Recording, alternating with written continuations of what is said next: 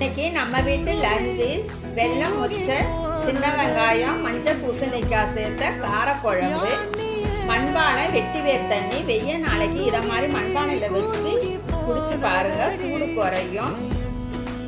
காரக்குழம்புக்கு அறுசுவை மாங்காய் பச்சடி, காரம் இல்லாமல் கொத்தரங்காய் பாசிப்பருப்பு பொரியல்.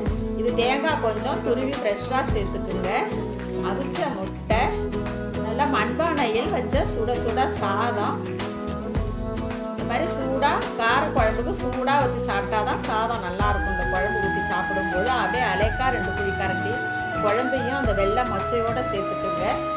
தக்காளி மிளகு ரசம், பசும்பால் கெட்டி தயிர். இதுக்கு தொட்டு சாப்பிட கொஞ்சம் கறக்க முறக்குன்னு இருக்கிறதுக்கு 2 அப்பளத்தோடு வச்சு சாப்பிட்டு பாருங்க, அவ்வளோ சூப்பராக இருக்கும். ரசித்து ரசித்து சமைக்கலாம், ருசித்து ருசித்து சாப்பிட்லாம். விஎஸ்கே சமையலுக்கு சப்போர்ட் பண்ணுங்கள். தேங்க்யூ.